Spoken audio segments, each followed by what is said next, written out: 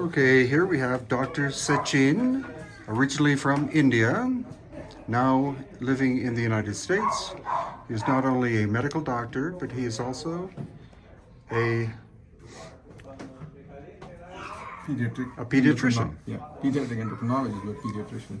So therefore, he would be the expert we would want to tell us what anomalies he sees in this specimen that is called Waiki, found in the area of Andahuaylas in Peru, dated at approximately 800 years old. Mother's DNA was type B, which is Andean Indian. Father's type unknown. So please, doctor, if you'd like to give us your expert opinion on what you're looking at. So there's a normal skull for comparison over there, and you can see the first thing that strikes us is the suture opening on the top. So that's the fontanelle, or the anterior fontanelle, as we say. It's open. Tells us that this is most likely a baby, where the fontanelles usually open, they don't close. And you can also see the sutures. This is the coronal and the sagittal that goes backwards, and they fuse in the middle, what we call the metopic suture. So this happens afterwards. And in this baby or the infant or the fetus, you can see some beginnings of the metopic suture, both front and the back.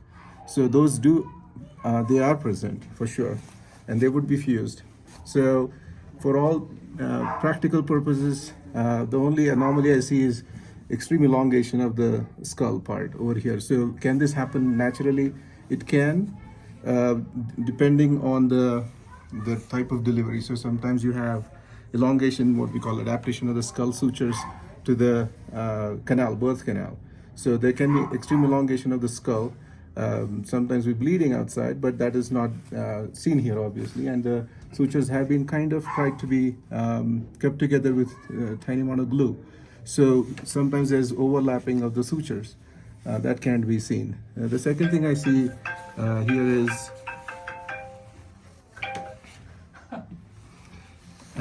the eye sockets. And usually the eye sockets in newborns are slightly bigger compared, because the eyeballs are almost the size of an adult.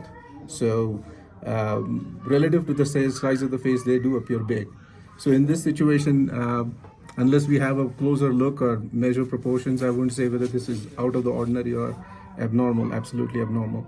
But you can see that. Now, the single most striking thing for me is the presence of teeth, which are called natal teeth. And it's not uncommon, but it's not as common either. 1 in 2 or 3,000 births will have some natal teeth. Sometimes the whole set can be present. So I think overall, natal teeth are present in this baby. So there are certain syndromes, or what we call a constellation of signs and symptoms because of a genetic defect that can sometimes be seen with natal teeth. And the most common one is Ellis Van Creveld, or EVC. If we had more intact fingers and toes, we could have told about or said something about it.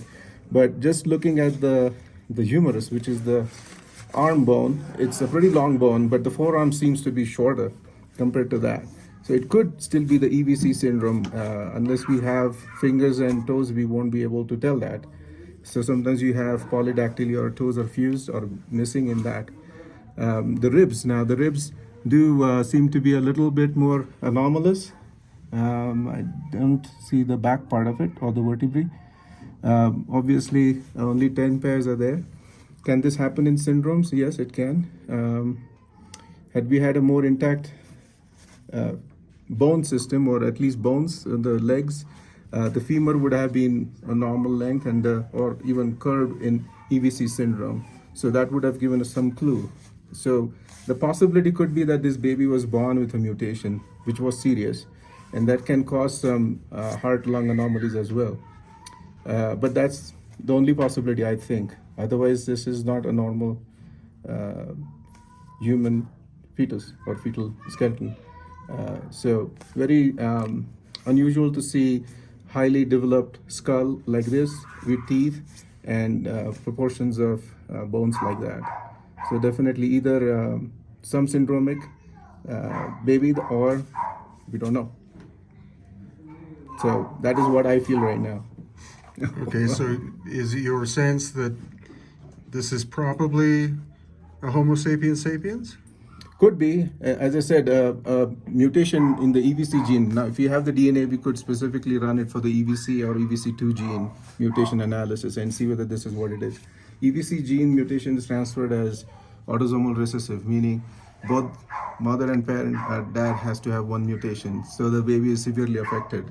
And as you heard Brian say before, there was a high degree of consanguinity in this, in the Incas. So they married their cousins or very close. That increases the chance of autosomal recessive disorders dramatically. So it's likely that this is one of those.